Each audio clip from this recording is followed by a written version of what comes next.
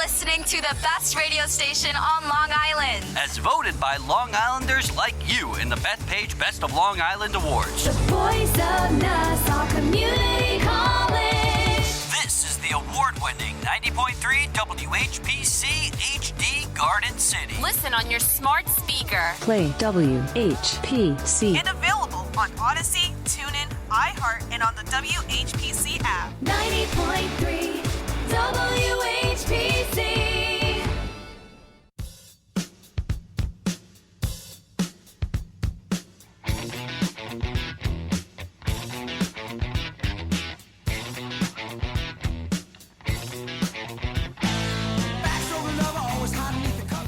.3 WHPC.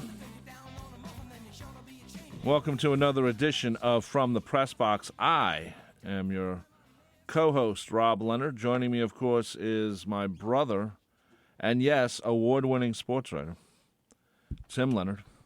As we talk sports every Monday, 9 a.m. to 10 a.m., this show becomes a podcast later on for those who might miss it or want to hear it again.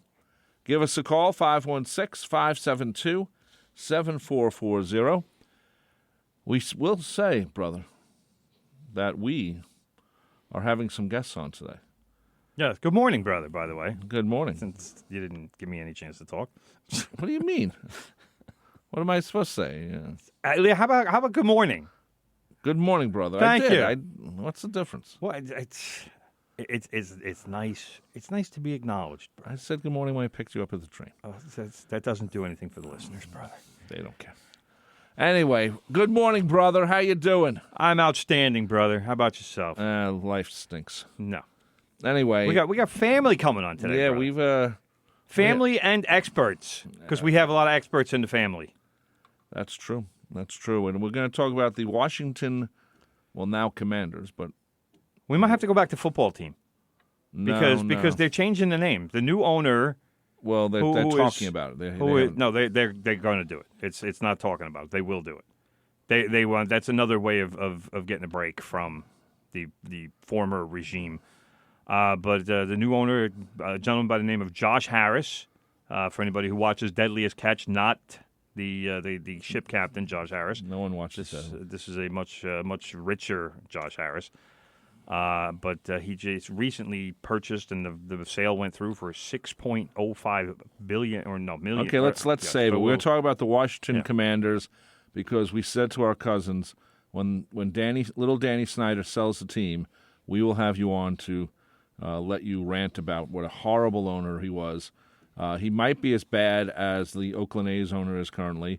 He might be as bad, I'm not sure, as the Wilpons. But the Wilpons, hey, 15-16, we made the World Series and we made the playoffs. The other guy, too. Yeah, so. You know who I mean, the other guy. No. You can say his name. No, I'm not saying it. So, anyway, we're going to be talking to our cousins because we said, hey, come on the show. It's the only way to get them on the show because Cousin Corey's the only one who listens. No. I have to point out, No. brother, first of all, why does my mic sound low? I don't know. It's not. It's the same. Cousin Jeff listens. He's in Italy right now. Okay. Told me that he was absolutely going to be listening this week. Well, that's this and week. he wanted to mention because we talk about Corey, we talk about DC Drew, who has the cool nickname, and he's like, hey, third brother, what am I, an orphan? Yeah, he doesn't call in. So, well, he's in Italy. He can call in. He can text in. It's 5-6 He does hours, text in. 6 hours ahead. He does text So in. right now in Italy, it's like 3 o'clock in the afternoon. Well, there you go. So he's listening. Okay. He's awake and listening. Okay, so anyway, we look forward to the cousins about halfway Good through afternoon, the show. Cousin Jeff. So anyway, let's start off with the big story, brother, and that is the United States women's national team in soccer lost and is now out Disgraceful. of the World Cup, the Women's World Cup. This was, I don't want to say an embarrassment. You can say that. But it really was a horrible game. It's like, did they care? Did they think they were automatically going to win? I felt bad. I felt bad for this team, but you know what? Wait, felt bad? Why? Because everyone. I don't get it. They didn't play well. Yeah, but if it's on them. I know that, but if you're expecting to win, and because you're you are where you are. You know, they're the best team or were the best team in the world for women's soccer. Then maybe you might be a little upset, brother. Because you think you're never going to lose, and then you lose. Two things, brother. First of all, when the United States lost their group and Sweden won their group, and I knew this was the matchup, right? I literally posted this yes, on social media 4 or 5 days ago. Sweden will win the game. Posted it before the game, right before the game, again at 4:45 in the morning because I stayed up to watch the game. And I said, nothing has changed my mind that I think Sweden is going to win this game. Tim Leonard again predicting the what future. happened? Sweden won the game. And this was by far the best effort for the United States in the tournament. We were awful against Vietnam, only won 3-0.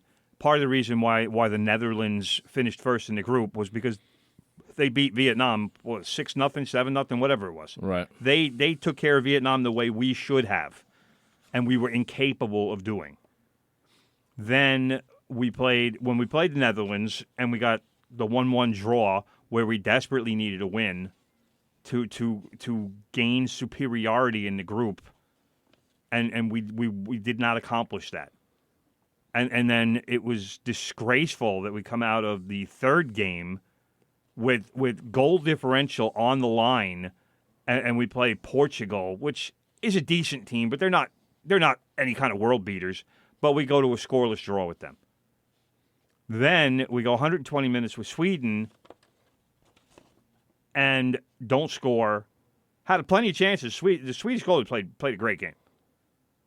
But as soon as we went to penalty kicks, I sent a message to a guy who I've known for a long time, Nick Kolirakis. Yes, brother. You don't have to prove that you're the smartest guy. Yeah, I do. No, you don't. I do, brother. No, you don't. Shut up.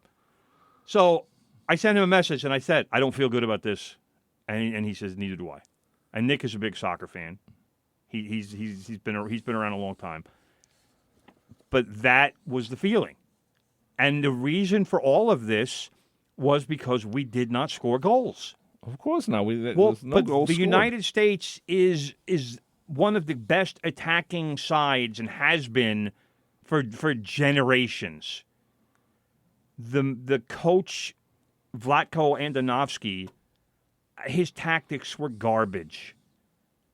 What did he do wrong? He is responsible. What did he do wrong, He brother? plays a more defensive style. When you have an offensive First of all, he team. never should have been hired in the first place. Okay, When you have an offensive-minded team, you hire an offensive-minded coach. You don't change the tactics when you are the best in the world at something. You don't go about winning games 1-0 when you have an offense that can put 5 on the board. I have been telling people for years, my fellow Tottenham fans, and all these managers that we've had recently who have been defensive-minded, Mourinho, Conte, you have to hunt the second goal. These guys are happy winning 1-0. Right. You know what happens when you have a 1-0? Soccer. Well, you know what happens when you have a 1-0 lead? All it takes is one mistake. Right. And you're screwed. You have to hunt the second goal.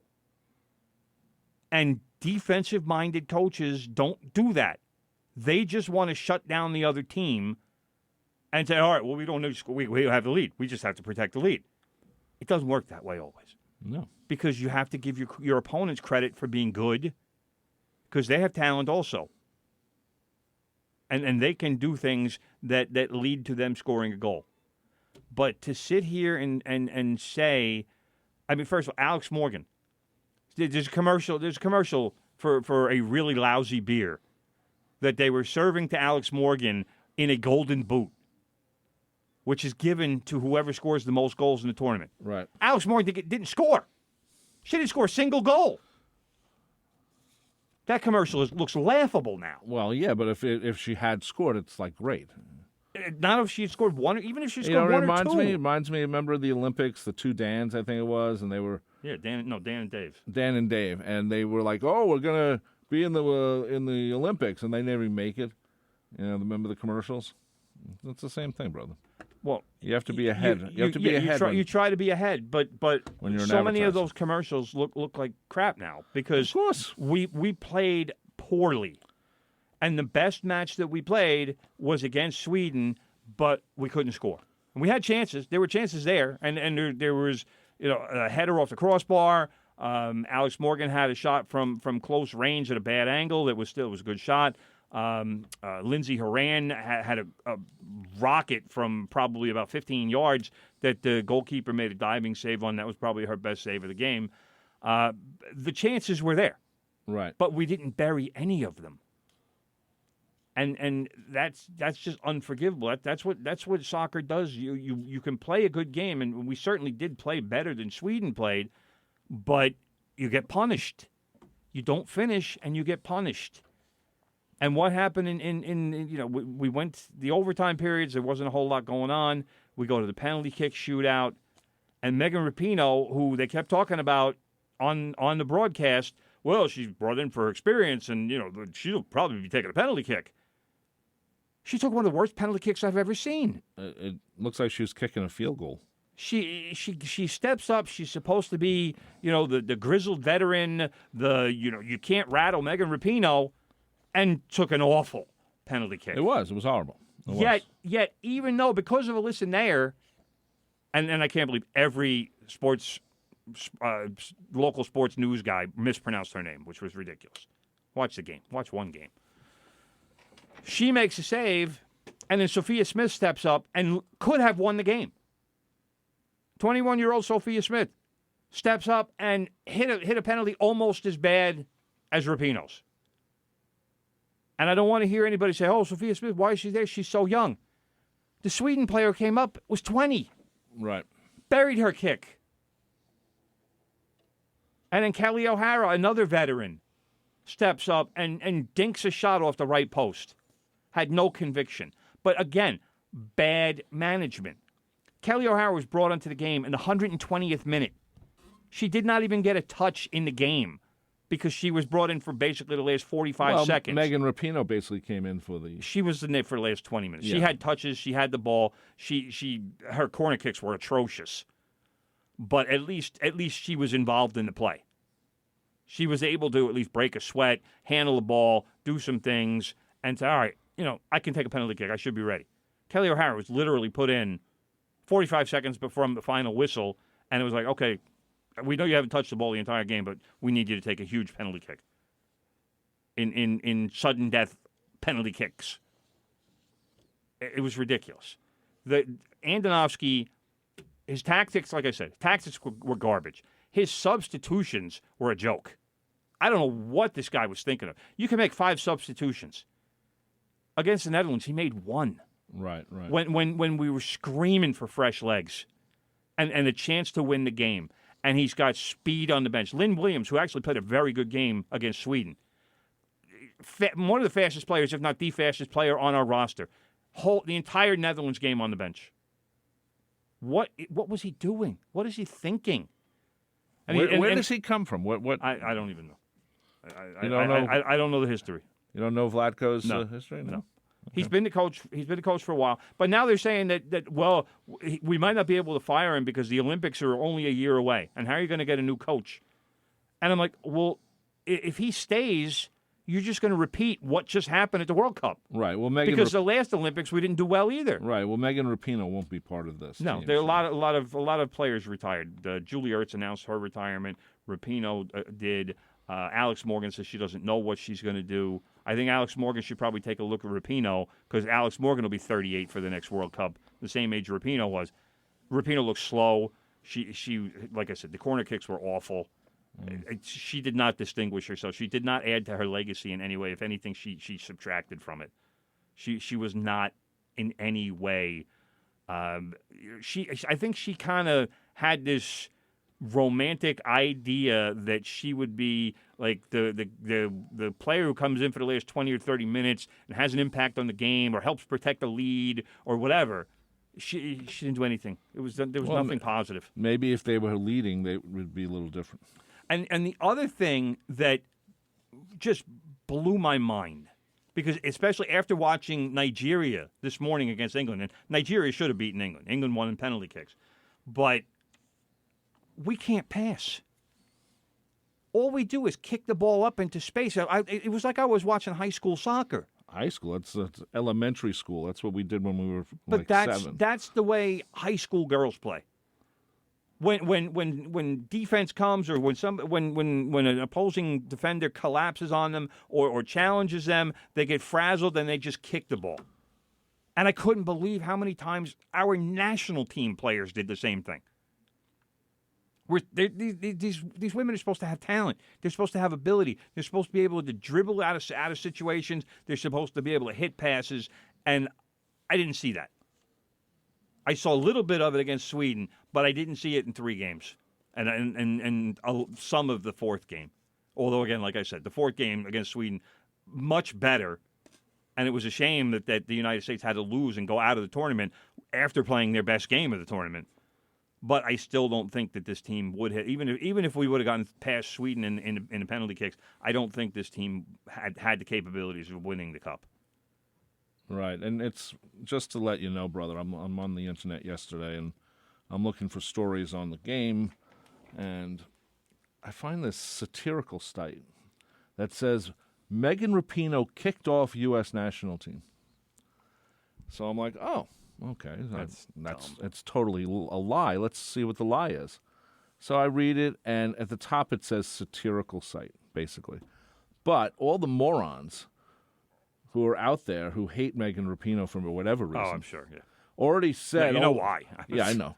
But, they were saying, oh, she deserves this. And they didn't even read the article. Because they're idiots. I know, they're idiots. And they can't read. And maybe they can't read. I don't know. But all I know is that it's the same type of crap you see.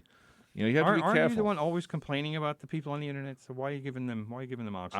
I'm just saying that there are people out there who are idiots. That's all. I bring that up often, brother. So, here's the thing. All right, the United States right now is in a transitional period, as far as the national team goes. Right. We desperately need a real coach. Well, a real coach, first of all. Yes, Andonovsky needs to be fired. I don't care about the Olympics, because nothing good will come if he is still the coach for the Olympics. And if a year isn't enough time for a new coach to put a system in and pick players and do whatever needs to be done for the Olympics, then I don't care. Use the Olympics as a training program. Well, I don't care. I think the way to look at it is how many people retire from the national team, and then let's say 5 or 6 people. I would need to look at a list. It's going to be probably at least a half dozen. So Kelly O'Hara's done. You get a new team anyway. So it's it's going to be right now. To me, after watching 4 games, the United States desperately needs a number 10 midfield type who can distribute, handle the ball. That was so clearly lacking. And Lindsey Horan tried to do it. I don't know necessarily what her natural position is, but it's not distributor. It's not being that person. She is a big, bruising type of player. She is not a finesse player. She does some nice things when she has the ball at times, but nobody's looking at her and saying, oh, wow, she really plays a beautiful game. She plays a powerful game, and she's very good at that. But you need somebody in the middle of the field who's going to ping passes around and send players up the wing or put a through ball in that unleashes an attacker behind a defender, somebody like Alex Morgan, but that's what we need. And we didn't have that. Right. And that was a big issue with why we didn't score very much. But again, the tactics themselves, I stopped counting how many times we had players in the opening 3 in the group stage matches, how many times we had players go up the wing. Defenders would collapse on 2 and sometimes 3 defenders, and there was no help. And our player would just try to cut back, turn around, and there's nobody to send the ball to, and she is surrounded by defenders. It happened over and over and over. And why Andonovsky didn't realize this and say, and figure out a way to say, all right, we need to get people in support so that when we're able to move the ball into the offensive third, that we're not getting ambushed by defenders and giving up the ball. Right. We gave the ball up way too easily, so many dozens of times per game. Never mind just in the tournament. Dozens of times per game, just gave the ball away like it meant nothing. The ball is very valuable. Well, I think I think you get rid of the coach. You're gonna have, like you said, I think more than 6 players are going to retire. But we'll say 6. I'd have to look at the roster and you know what? You know. You start over. Olympics. Boom. That's in a year. Boom. Let's do it. Like I said, if we know that the United States has lots of good female players. we do, but we're not the best anymore. Well, I mean, we have to come to the realization that there are other very good nations out there. Germany's one of them. Germany got bounced in the group stage. right. All right, there are a lot of. I mean, if you watch today, first of all, England has a couple of big injuries to big players. We had some big injuries too. Like I said, Mallory Pugh, or now Mallory Swanson. She's married to Dansby Swanson of the Cubs. She is a massive player for the United States. But England had some players out, and they had one player today get red carded, and it was a stupid red card. But without those players, England is certainly weaker. But I was amazed by how well Nigeria played today. Hadn't seen them at all before the tournament. I thought it was going to be a walkover for England. And Nigeria, like I said, should have won the game. They played phenomenal. They were banging the ball all over the field. They were getting behind the England defense consistently. Big, strong, fast players. And we didn't have any of those. Right. So we need to take a good hard look at what we're doing and how we're doing it. And we certainly need to figure out how to improve our players. Because right now we have a few good players. We're not good enough right now. We're just not. Well, and maybe that changes they with a also different lost manager. him, so I Well, think, yeah, you lost. If you lost, you're not good enough. But I personally think it's the coach. You don't play defense when you have offense. Well, again, if your team's specialty is scoring, and you say play defense, you want to kick this guy in the head. Well, like I said, 4 goals, and I saw this stat. In the previous 8 World Cups, the United States averaged 17.3 goals per tournament. Now, you have to remember, we've gotten to the semifinals in pretty much every tournament, at least, if not to the finals. So there was clearly way more games being played. So that'll account for more goals. But 4 goals in 4 games, that's not United States women's soccer. No, not even close. Not at all. But personally, I think America's always been better when they score more goals instead of playing defense. I know defense is the thing of soccer. Oh, we had a 1-0 game or whatever. That's why I think America's always been better, at least with the women, because they know how to score. Carly Lloyd shooting from half field and getting a goal. You don't see that from any other team. Harry Kane did it. Harry Kane did it. But you don't normally see that. Well, no, because most goalies will stay on their lines. They're not going to come 25 yards off their line and give an opposing team the opportunity to do that. But I get what you're saying, brother. Thank you. But that's a rare circumstance. So, I mean, it's disappointing. I'm kind of curious to see. England certainly has a chance to win this thing now. I would have to say either England or Sweden is the favorite to win this thing. But there are a decent number of teams out there to still have a shot. And I think right now we're looking at a World Cup field that is going into the quarterfinals. I'm curious to see who the final 8 will be, but it's pretty wide open in terms of who can win this thing. I want to see how the TV ratings are now that the United States women's team is out. Well, I mean, TV ratings are tough, brother, because the live games are happening at 5 o'clock in the morning. I know, but it's about, the next couple of, contracts. The Fox is paying a lot of money for this. And I want to see if people are interested in soccer or if they're interested in just the Women's World Cup team, the United States Women's World Cup team. So I mean, let's face it, the ratings will always be better in this country when the American team is playing. that's always true. Always. Anyway, brother, a couple of things. I just want to mention that Joe Klecko and Darrell Revis were inducted into the Pro Football Hall of Fame. And, How about that? Klecko did not mention his role in Cannonball Run as part of his speech. Shocker, I know. I was Shocker, shocked. I know. I was shocked that Joe Klecko got it. I mean, it's been a long time. They've been It's waiting. been overdue. Overdue. But, Overdue. Does Marty Lyons get in? No, Joe Klecko was all pro at all three defensive line Right. positions. Does Abdul Salam I get mean, in? nobody's done that. We know Gastineau doesn't belong because, God knows what he's about. Joe Klecko was the best guy on that line, period. That's true. So And Gastineau got all the ink back in the day because of the stupid sack dance and the craziness and whatnot. Fine. Whatever works for you. But Joe Klecko was the guy on that line because he did everything. He played outside, he played inside, he played wherever they needed him, and he was excellent no matter where they put him. I agree. That's what gets you to the Hall of Fame. It doesn't always have to be about sheer numbers. Because when Joe Klecko played in the middle, and he had two guys blocking him, and he was still making plays at nose tackle, that's a player right there. It wasn't that he was just occupying guys so other guys could make plays. He was making plays too.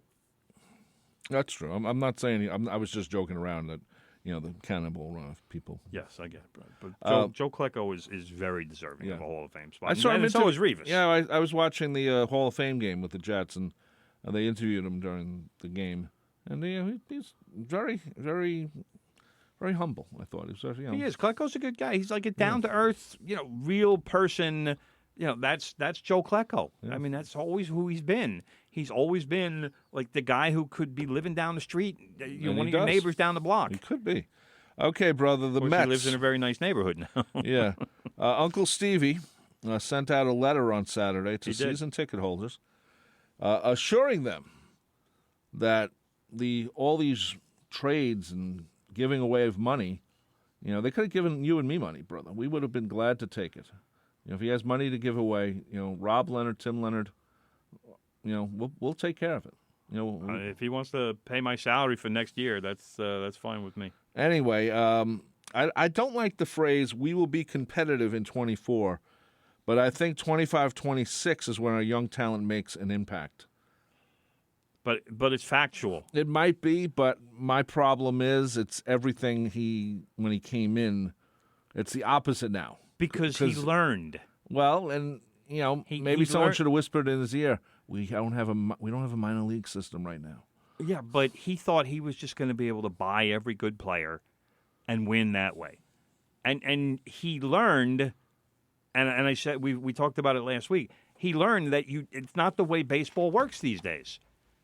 Baseball is you have players, you have to develop younger players. And if you don't do that with the way the salaries are nowadays and with the way the luxury tax works nowadays, you can't win. Look at the Yankees. The Yankees are hamstrung right now because in three guys, in Stanton, Giancarlo Stanton, Garrett Cole, and Aaron Judge, that represents, I'm doing quick math in my head, around $107 million. Well, the luxury tax kicks in at, I think it's $290 or something. So that's not quite half of your payrolls, probably a little more than a third of your payroll, but it's on three players. So you can only have so many big contracts on the books. And that is where I think Steve Cohen didn't necessarily realize that was going to be part of the problem. He signed Lindor to the big contract. Lindor has not had a good season. I don't care what his home run and RBI numbers are. He has not had a good season in terms of batting average, and I don't think he's been all that clutch. So Pete Alonso has not had a very good season. He's gotten home runs and RBIs. I'm kind of curious, though, because they talked about the possibility of trading him in this offseason. I'm under the impression that Alonso wants to stay in New York. Now, whether he does or not, and whether he wants to hang around for a couple of years and say, hey, we're gonna, I'm willing to wait until these younger guys develop, mature, and are ready for the major leagues. But does he want to do that, or does Pete Alonso want to say, all right, hey, well, I'm not going to the Atlanta Braves because Matt Olson's there for the next 7 years, but maybe I'll go to the Phillies, or maybe I'll go somewhere that needs a first baseman. I don't know. I mean, Pete Alonso genuinely likes New York. My problem with Pete Alonso is his batting average. His batting average. He's making Dave Kingman look like a huge hitter. But the issue then becomes, brother, is Steve Cohen going to want to take one of his big money slots? Right. All right, and you can only have so many per team. I know Steve Cohen doesn't care about the luxury tax, but are you going to pay Pete Alonso 30-something or 32 million or whatever it is to be that kind of hitter? No. Anyway, we're going to take a break right now because the Cousins are waiting for us right now. They're set up on Zoom. You're listening to From the Press Box right here on 90.3 WHPC, streaming at nccradio.org. This show is brought to you by On the Road Again Motorcycle School. Hi, I'm Steve Bertolini, the president of On the Road Again Motorcycle School, and I'd like to tell you that life is short, so live a little by learning how to ride a motorcycle. Classes are available from beginner riders to advanced, including private lessons. Lessons are offered on the campuses of Nassau Community College and Suffolk Community College, also offering a license waiver class where you can skip the DMV. More information about On the Road Again Motorcycle School can be found at 631-862-RIDE. That's 631-862-RIDE. Or online at LRN2ride.com. This show on 90.3 WHPC is brought to you by United Auto Body, located at 275 East Merrick Road in Valley Stream. United Auto Body specializes in auto body repairs and insurance claims adjustments. Professional tow truck services are also available. Open 6 days a week, closed Sundays. More information is available at 516-825-1330. That's 516-825-1330. Or online at UnitedAutoBodyInc.com. Okay. Yo. Tell your friends about the Nassau Morning Madhouse. Hear what you're missing. Check it out. Check it out. So, during this one part, the lead singer would pull a fan on stage and sing to them. After he sings to them, he goes, you know what? I want you to take my guitar. I would hate being pulled on stage. That would be so embarrassing. Girls that'd be my favorite thing ever. I'm playing the guitar right now. Okay, I'm going to tell you. Here comes A minor. Oh, yeah, that's sexy. Is that turning you on right now, Jamie? Don't call A minor sexy. Is that turning you on right now? You know what? Wait. B major. Oh, that turns me on. Here comes B minor. What does this do for you? Oh, yeah. Anything with the word minor in it, you should step away. Nassau Morning Madhouse. Weekday mornings from 7 to 9. Yeah. On the voice of Nassau Community College. 90.3 WHPC.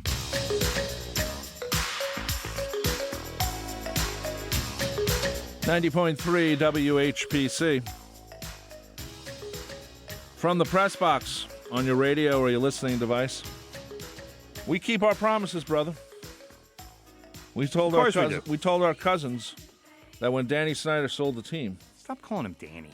What are you supposed to call him? Dan or Daniel. That's his name. Oh, Danny. What's wrong with Danny? I call my cousin Danny. Danny Leonard. Oh, shut up. Anyway, on the phone with us to talk about the Washington Commanders because we promised them once Daniel Snyder. Snyder, not Schneider. Whatever. I don't care about him. Danny, little Danny. Just get it right. Just get it right, brother. That's all I'm asking. Okay. Anyway, cousins, are you there? Kevin? I'm here. Kevin Leonard? Dennis Cunningham? Dennis, you there? I'm here. Can you hear me? Yeah, we hear you. Okay, they're on the Zoom. And we're going to talk about, how little Daniel Snyder. Is that right, brother? You see what I got to put up with every week? You see, but, I'm just asking, brother. Is that right? Is that right? He prefers King. King? Okay, well, let's talk about it. He basically came in back, in 1999, and basically destroyed a very famous franchise, a beloved franchise. Beloved franchise. God knows how much the Redskins control the fandom in that whole area in D.C. and Maryland and Virginia. Everybody was a Redskins fan. Yeah, I mean, no one. When I was a kid, I used to say, "Well, why don't you guys like the Colts?" And they're like, "No, we like the Redskins." So anyway, let's start off with that, guys. Anyway, we should say Kevin Leonard. Say hello, Kevin Leonard, so we know the voice. Hello. And then Dennis Cunningham, Boss Cunningham. How you doing, gentlemen? Okay, we just want to make sure Right. the voices, that's Yes, brother. Okay, I'll let Timothy ask the first question. Well, no, I just wanted I wanted to get a sense of, because I remember what it was like a couple of years ago when Steve Cohen bought the Mets and the Met fans just were rejoicing. I'm looking to see what the sense is there since not only Josh Harris was being discussed as a potential owner, but especially when the deal finally went through. What's been the mood of the Washington D.C. football fan? Well, a couple of weeks ago, when the word came down that he had actually signed, it was like the Redskins won the Super Bowl. I mean, there were parties in the streets. The bars were full in the midday. There's a bar right next to Nats Park, and they had a game that night. And Josh Harris came and bought a round for everybody there. I mean, wow. That was the smartest thing he could have done. So it's unbelievable how people are celebrating this. They couldn't even get, people in the stands for the games. They were down to like the second or lowest in the NFL. And the first practice they had 10,000 people at the practice. That's pretty That's impressive. that's excitement. When you have that many people just showing up for a practice, that's excitement. That's a fan base that says, all right, we got our team back. That's exactly right. Now, when does we know with the Mets, what happened with the Mets was a long, painful thing, but I assume with the Redskins it was a similar thing. When does it start? When does it start for the fans that this guy is not taking care of the team? When do you notice it? Oh, you're talking about Snyder now? Snyder, yes. That was pretty early on because it became clear that he would go after the biggest name available, whether it was a coach or a player, and it just never seemed to work. People hung in there for quite a while, but like I said, it became clear after just a few years that this guy had no idea what he was doing, and we all just kind of hoped that he would hire people that did know what they were doing. Was he like the arrogance like of a George Steinbrenner? Though George, got away with a lot because they actually won. Did he have that type of arrogance as an owner? Absolutely. He didn't get away with it because they won. He got away with it because the fan base was just so crazy about the team. They just wanted to believe. It was a slow drip that over the years, it was unbelievable to me how he alienated the entire fan base. I never thought that would have been possible. If they had just been losing, but he had been a decent guy, it probably wouldn't have happened. But it did. He, like Dennis said, they kept pulling seats out of the stadium because they couldn't fill it up, and they would claim they were making party decks and, things like that. And he wasn't fooling anybody. Right. The difference between him and Steinbrenner, though, was that Steinbrenner was right out there on the news all the time, and Snyder was really behind the scenes pulling the strings. He had his general manager doing all the dirty work, but he would be the one that wanted to get the top free agents, with the worst being Hainsworth, who they signed for $100 million, which the guy was terrible. Albert Hainsworth. That goes down as one of the worst contracts in NFL history. And didn't they also sign Deion Sanders at one point? Yeah, they sure did. I was there the day they signed him. I was coaching high school football at the time, and we went down 3 years in a row to watch practice. They invited us down, and the first year was Norv Turner's last year. And that was the day, just by coincidence, that they signed Deion. And Norv Turner was one of the nicest guys I've ever met. He could not have been more gracious to us. And then, they had us wait in this little cafe kind of a thing until it was time to go out on the field, and all the players and the coaches, would come through to get their coffee and whatnot. And Turner sat down with us for it probably was 20 minutes, and just was such a nice guy. And then Dion came through. He had nothing to do until the press conference, so he sat down with us for a while. Again, really nice guy. He was asking us all kinds of questions. He was really interested in telling us about his high school football days and asking us how we did things and all that kind of thing. So it was, but Dion was over the hill at that point. But of course, right, like Dennis said, that's who the guys that Snyder would sign to outrageous contracts. Yeah, Bruce Smith was another one. Oh, that's right. I totally forgot about him.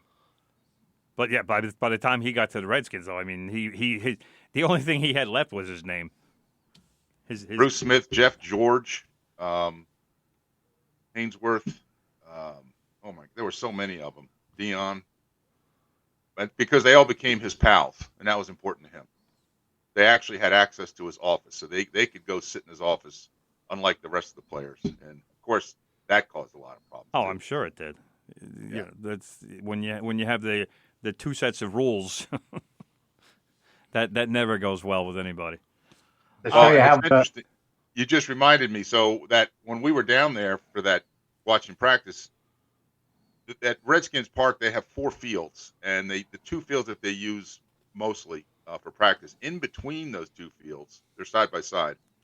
There were 3 of these really plush leather captain's chairs with swivels. So there was one for Snyder, one for Sonny Jurgensen, and one for Vinny Serrato, who was probably the worst general manager in the history of the NFL. But we were warned, you can go all around the perimeter of the 2 fields, but do not go in between the 2 fields because, nobody could go near the king.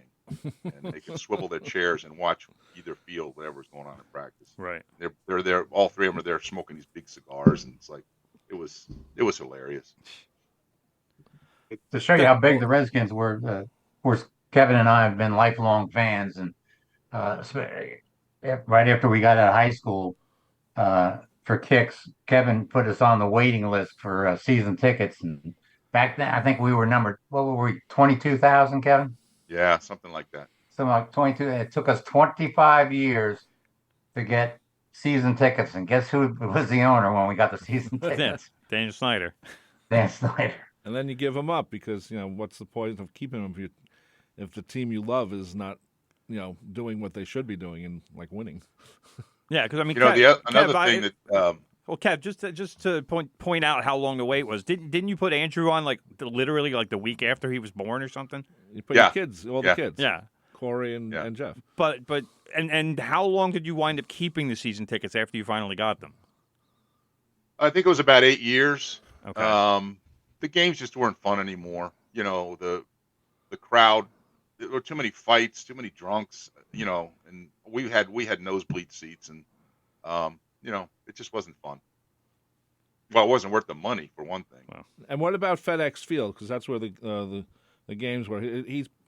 From what we've heard, the field is, it's rotting away, waiting for another stadium. Even though this is still a pretty new stadium. Yeah, they've had, especially the last 5 years or so, they've had a lot of incidents there. Like I said, not just pulling out seats on their own and claiming that they're enhancing the fan experience, but remember there was an incident just a couple of seasons ago with the Eagles when Jalen Hurts, some fans were reaching down to, I guess, got an autograph or something, and the railing collapsed. Oh yeah, and a whole bunch of people fell. I do remember that. FedEx Field, as far as I'm aware, has always had a reputation as having the worst playing surface of natural grass.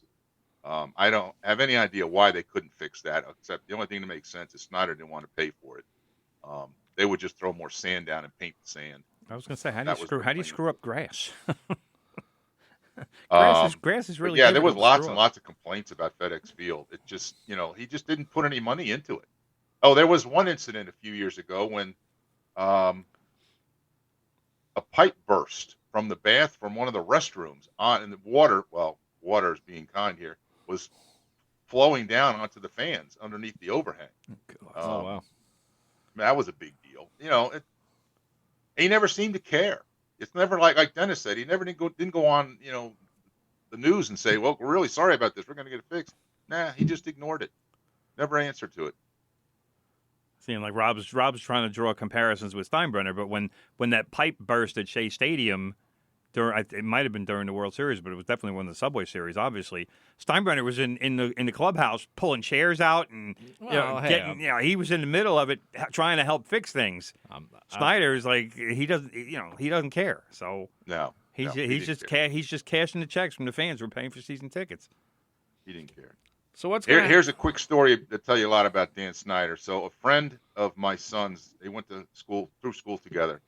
He ended up being a hotel manager, and he ended up managing one of the big hotels in Manhattan, down on the southern tip of Manhattan. And the NFL had their league meetings there. This goes back probably 10 years. And when I was talking to him, he was telling me how, he goes, yeah, it was really surprising. You hear about these owners, and he said they were all really, really nice. He goes, well, except one. He said Dan Snyder was just, well, we're on the radio. I was going to say, no profanity. Yeah. He said nothing was right. He complained about everything. He said he was just a jackass about everything. He said even Jerry Jones, he says, he's got a reputation, but he said, no, he was a really nice guy and had no problems. Just Snyder. Well, that's good. Now, how did Snyder get the team from Jack Kent Cooke? Because from what I've read and remember, Jack Kent Cooke was totally loved in D.C. as the owner of the Redskins and also a politician's helper and stuff. How did Danny convince Jack to sell him the team, that he would continue the love of the Redskins that Jack Kent Cooke had? It didn't work out quite that way. Oh, yeah. Jack Kent Cooke was, let's just say he was eccentric.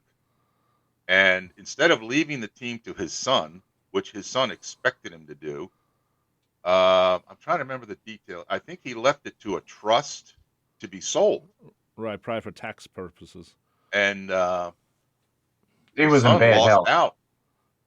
The son lost out to Snyder, basically. Oh, really? Snyder bid higher.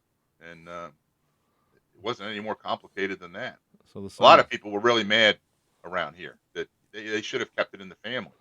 But, Yeah, because I remember that Jack Kent Cooke was pretty loved as far as the fan base, and it struck me as strange that either from vetting or I don't know how much was known about Snyder before he started bidding or before he gained ownership, but it just seems to me like as much as Jack Kent Cooke seemingly loved the franchise, that he would allow it to be put into somebody's hands like Snyder, who it wouldn't take very long to know that this guy doesn't care. He's just looking to make money. Yeah. Well, he made a lot of money. He's $6 billion. Is this team worth $6 billion? That's. Oh, I think it can be. I think if Josh Harris does the right thing, the fan base is ready. So.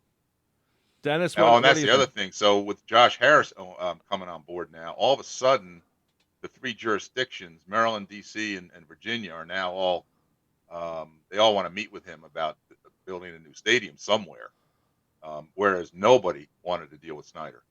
Right. He was practically begging them to talk to him, and they were like, "Yeah, no, we don't want to deal with you." He was persona non grata with all of the three jurisdictions.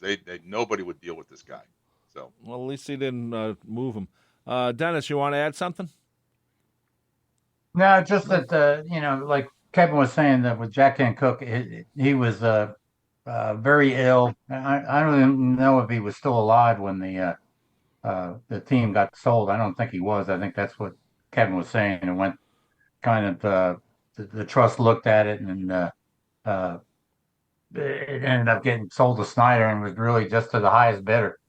And Jack Kent Cooke was a fabulous owner, from the respect that he hired a coach, whether it was George Allen or Joe Gibbs, and he would let them run the complete program. He would have meetings with them, but he would have no say in the football operations, and so that's why they were so respected. And back then, character was big with the Redskins. I mean, if you did not have good character, you weren't a Redskin, and that totally changed under Snyder.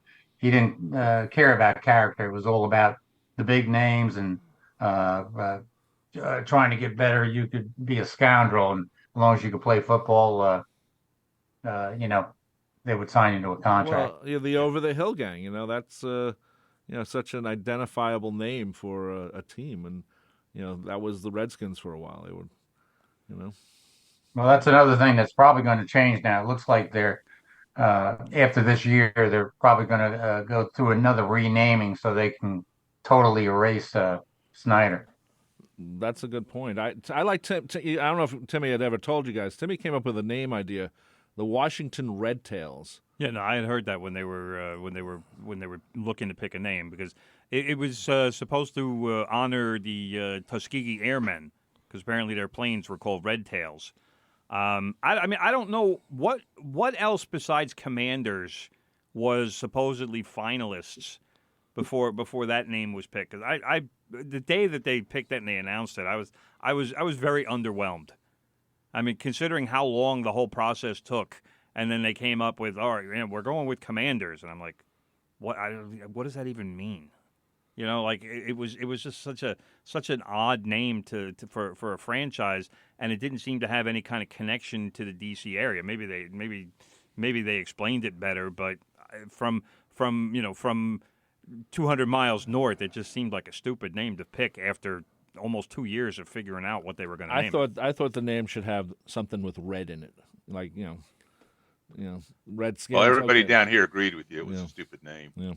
It's not popular. And like Dennis said, I'll be really surprised if they don't change it again.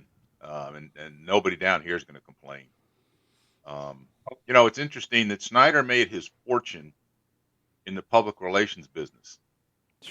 And he was the worst when it comes to public relations once he bought the Redskins. So, I don't know. Something doesn't make sense there. Good point. Well, one of the things about when you're trying to do a renaming like this, there was a guy in D.C. that trademarked like 50 names. So because they call those internet squatters. Yeah, that's like people that take domain names and then they'll buy a bunch of them, and they cost about $10 a piece. But if somebody else, if a franchise wants to use a name, all right, well that's fine. Give me $100,000. Well, that's what you do. The other interesting thing to keep an eye on is Ron Rivera's future. I would assume he's going to stay, because to me, he's been the one decent thing about this franchise basically since he's been there. I mean, he's almost, to me, turned into something of a moral compass for this franchise, given all the garbage that Snyder has put them through with the sexual harassment stuff and the investigations from the league. We said that the NFL fined Snyder $60 million. There was an investigation, and the House Oversight Committee was involved with workplace misconduct and all kinds of stuff like that. So it always seemed to me like Rivera was the one person there who you could say, all right, Ron Rivera's a good guy. Whatever else is going on, at least I know Ron is there, and you can have some faith that things, at least from the team standpoint, that things will be run the right way. And I hope I'm right about argument that. there. But what I'm wondering is, so will Josh Harris say, yeah, this he's had to do the job with one hand tied behind his back, so the clock starts over for him now? Or is Josh Harris going to say, hey, this guy's been here, what is it, 5 years now? And they're still not a playoff team, so how much longer do we keep him? I don't know which way he'll go, but it'll be interesting to see. Yeah, I mean, I hope he does the former and not the latter, but, because like you said, I mean, I think Rivera has been operating with one hand tied behind his back. I'm blanking on the quarterback who they picked out of Ohio State. The kid that died? Yeah. Haskins. Dwayne Haskins. But that was a Snyder pick. I mean, yes. It was pretty well reported the day of the draft that Snyder wanted the kid because he's from Maryland and apparently played on a team with his son or something. I don't even remember what that was. But Snyder wanted a Maryland kid, and Haskins obviously wasn't an NFL quarterback. So when you're trying to assess Ron Rivera, and even the guy who's the kid now who they're trying to turn into a starter, I don't even remember, Ben Howell or His something. name is Sam Howell. Sam Howell. I never even heard of this kid. So how are you supposed to assess Ron Rivera when look at the quarterbacks that they've had in the last 5 years? I don't know that there's an actual a real NFL starter among them. Yeah, that's been a real problem over the years. As a matter of fact, the exact numbers under Dan Snyder were 27 quarterbacks and 10 coaches. Wow. Under his regime. That is horrible. Since 1999. Wow. 27 quarterbacks. So that's 27 quarterbacks in 23 years or 24 years. That's insane. That makes the Jets look good. There you go. But you also got to remember who his general managers were. So for the first, 20 years or something, it was Vinny Serrato and then Bruce Allen. I mean, they're horrible. Also, Snyder, for many years, wouldn't let him pick like a lineman, for instance, in the first round because they don't sell shirts. He wanted marquee names that he could sell shirts with, make more money. Well, that's where the marketing comes in. The Al Davis philosophy. Draft the fastest wide receiver. Yeah. Well, we're running out of time, guys. What do you expect for the future of the Washington Redskins? We're talking with Commanders, our cousin. football team. Keep on the Redskins. We're talking with Kevin Lennon, our cousin, and Dennis Cunningham, our cousin, about the Washington Commanders. I'm sorry. What do you think is happening to this team in the next year? Besides the fans being crazily happy that they don't have Dan Snyder around anymore. Well, from a football aspect, looking into this year, they're putting everything on Sam Howell as far as the quarterback. They have probably a top 5 defense. The weak link probably is the offensive line. It was terrible last year. They've tried to get a couple free agents. If they don't have any injuries, they got to be able to run the ball to be good because with a young quarterback, they're not going to be passing the ball, I don't think, an extreme amount. So down the road, have to get a quarterback. If it's not Sam Howell, they really have to find somebody that can lead the team. Can I interest you in Daniel Jones? Yeah, take Daniel Jones. He doesn't. If Snyder's still on the team, he would have signed Aaron Rodgers. Yeah, that's probably true. Well, he's the Jets guy. Would have battled the Jets for him for sure. So, well, cousins, we finally got you on the show. We got you to listen to the show. That's always a good thing. Maybe we can go to a Redskin game in the fall. Is this something you guys might do? Because you haven't been to one in a long time because of ownership and the treatment of the team. Is it possible it's you guys be a celebration now instead of like a morgue or something? Yeah, you guys going to a game this year? Who knows? Okay, well, the players are pretty excited. There's no question about that. The players, they're careful what they say to the media, but it's clear that they are very excited about this. Okay. They can talk freely now. The sale's gone through. Snyder's not signing the checks anymore. So that's yeah, but, they're not going to badmouth him. He's out. He's gone. Yeah. It's interesting. Rob just called them the Redskins. Of course, everybody makes that mistake, but there's a rumor going around because the new owner has said Redskins a couple of times that they may try to bring back the name. I think that ship has sailed, but the league's not going to let them do that. But they need to find a new name for the future. But I don't see the league allowing that to go. Yeah, I think with a new ownership, this is the time for a new name. So it works out very well.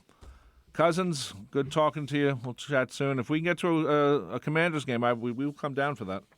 Yeah. Okay. All right, that sounds good. Okay, good talking to you, boys. Take care. Right. Take care. Take Bye-bye. care. Thanks, cousins. That's our cousin Dennis Cunningham. They call him the boss. The boss.